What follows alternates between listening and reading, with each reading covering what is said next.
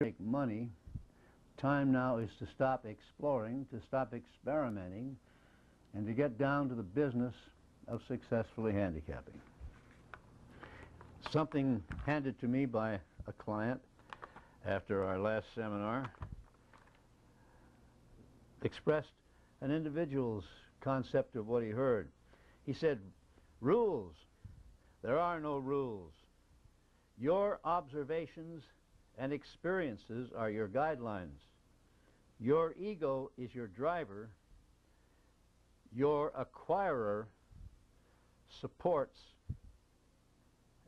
your observations and experience." His acquirer means that desire to acquire something, and all of this makes it possible for you to exercise within the confines of the methodology. That's just one person's opinion. Now let's talk about what was the primary subject of our last tape. What is the primary reason why you can win both races and money with this methodology? Let's go to our little board here. Hope that nothing falls over. Remember this from our last session? From American Turf Monthly, an article by Bob Pandolfo saying that compounded ratings that work, some figures don't tell the whole story, and he did a thing about me and the methodology. That's in your last manual. I just wanted to remind you of it while we come to the next, which I've enlarged upon that. Now, we might have to zoom in a little closer here. Don't worry about it. It is in your manual. I'm now discussing those people who think that they can tell from just looking at the fractions or the rate of velocity of fractions that they can tell who's going to win the race. This is what is known as the visual, so-called visual matchup by looking at who takes the lead. Well, let's see who took the lead in this race. You can't see it here, but you will be able to later on. Here's fraction 1. Well, here's the horse that ultimately won the race. The horse has the slowest first fraction. Now he moves up into the second fraction. We'll see this in your manual much more clearly. To second, and his third fraction is number 1. Who's the horse that took the lead in this race? A horse called Fit. We don't find Fit very well. He takes the lead,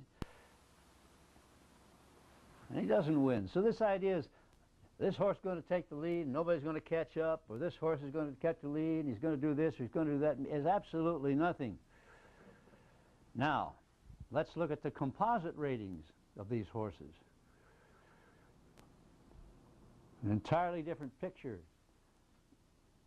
which we'll talk about. The horse has some of the composites of our newest programs where it ranks no worse than second. The place horse ranks first. And here's how the bottom down here, if you can see it, here's how the race came out. Lady, that horse that was well behind early, wins in pace 1680. Or I should say Secret wins in page 1680. Lady, the horse that was number 1 in all of our readouts, places for 2120 and shows for even more, 2280. So this business of people who can just look at the fractions, and from those fractions they think they can tell who's going to win the race without using any compounded ratings, all I can say is if they can do that, they are better than I ever was or ever will be, and apparently they're better than Tom Ainsley, because Tom Ainsley feels that the compounded fractions are the difference. Getting away from that for just a moment, and we'll come back to it as you can. Let's talk about pace lines and why we're not showing the pace lines that we chose, because when we do, you get ideas saying, well, wait a minute, I wouldn't use that line, I'd use this line, and pretty soon an argument ensues within yourself. Your internal dialogue starts resenting everything you see after that. So if we dismiss that and leave that up to you to either follow our guidelines or go off on your own. Then we can get to the real point of this tape, which is how to best utilize the ratings and rankings that you'll see on our advanced programs. So just take a look at page 2 in this new book, which is also reproduced in your first manual. The best of the last 3 speed ratings by a national survey produced only a loss of minute loss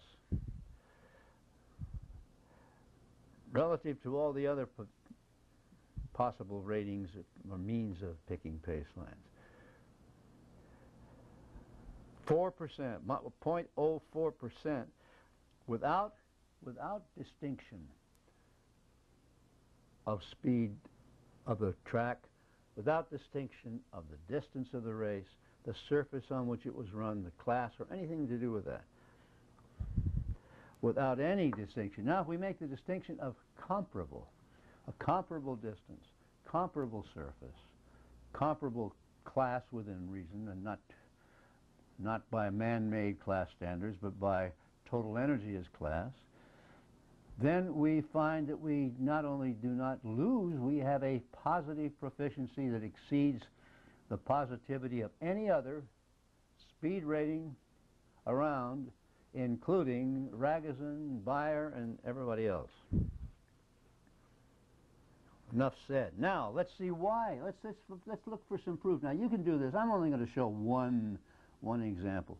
You can take race after race and put every line of a horse through your computer and just take a look at the ensuing results. If you'll move the camera over here, this is also in your manual. You'll see it in the following pages. But here's a horse named I think it was Dynamite.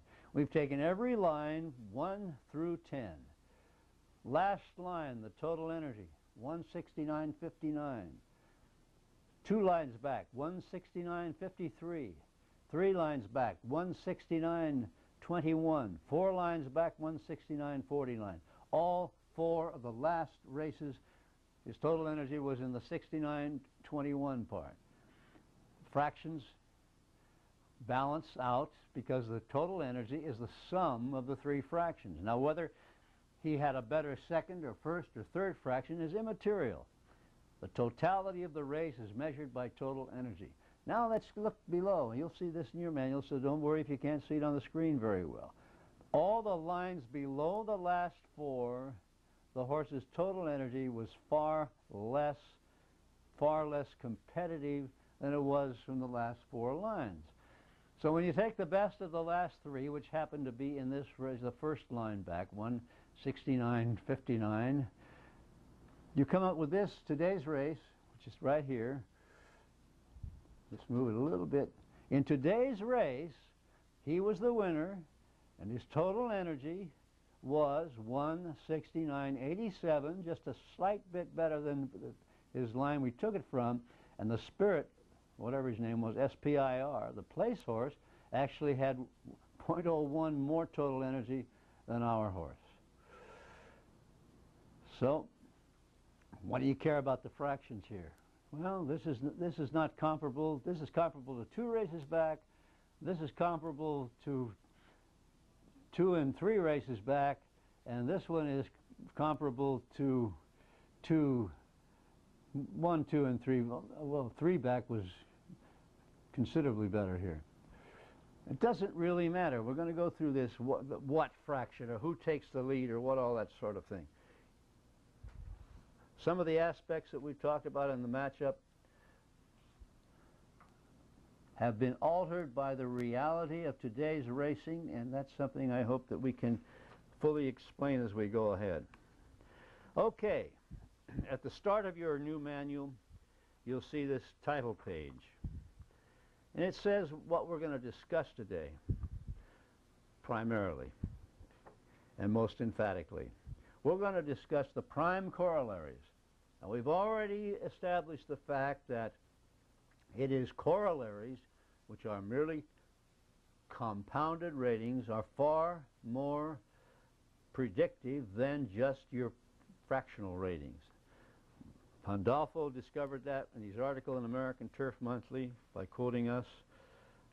Unfortunately, although American Turf Monthly has 45,000 readers, only about 5 caught on to about what he was saying.